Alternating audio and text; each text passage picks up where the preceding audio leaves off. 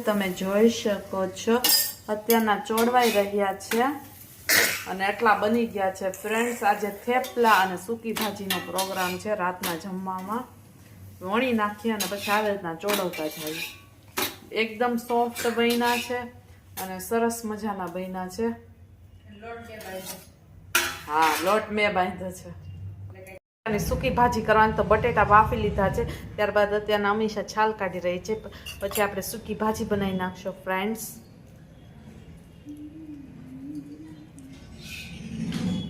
અડદની દાળ છે ફ્રેન્ડ્સ. હું વિડીયો લેતા ભૂલી ગઈ હતી, આ છેલ્લે લેવાનો એટલા માટે થોડીક જ છે. આખું ભરીને કર્યું તો અડદની દાળ છે, રીંગણા બટેટા અને ઢોકળીનું શાક છે. બહુ સરસ મજા લાગે, ઊંધિયા જેવું લાગે ફ્રેન્ડ્સ. આમાં ગરમ મસાલો નાખવાનો, બહુ સરસ લાગે શાક. પછી આ કચુંબર છે, આ મરચાં તળ્યા હતા. પછી આ ભાત છે, ખવાઈ ગયો છે ફ્રેન્ડ્સ. પછી આ સૂપ છે મિતાંશનું અને આ રોટલી છે, તમે જોઈ શકો છો. અને આ છાશ છે. આવી જાઓ ફ્રેન્ડ્સ જમવા. અડદની દાળની મોજે મોજ. ઢોકળા છે, આવી જાઓ. સરસ મજાના ઢોકળા, સફેદ કલરના ઢોકળા બનેલા છે ફ્રેન્ડ્સ. આ એટલા કાઢેલા છે. ત્યારબાદ હવે કાઢવાનું છે. સફેદ ઢોકળાની મોજ છે આજે. રવાના ઢોકળા. પહેલી વાર ઢોકળી ખાલી થઈ ગઈ છે, ત્યારે બીજી વાર બનાવે છે. મેં તમને રેસીપી ઓલરેડી આપી દીધી છે.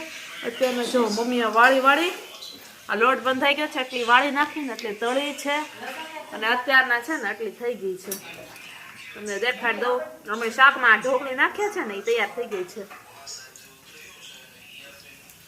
ખાઉં છું આ તેલ અને આ સાંભાર સાથે આમ કરીને ખાવાની ખૂબ જ મજા આવે.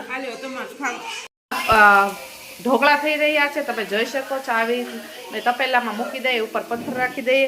ત્યારબાદ એટલી ઢોકળી થઈ ગઈ છે, હવે તળાઈ ગઈ છે. અને ફ્રેન્ડ્સ એટલી બધી ઢોકળી થઈ ગઈ છે, તમે જોઈ શકો છો. આ છેલ્લો ઘાણ છે, તળાઈ રહ્યો છે.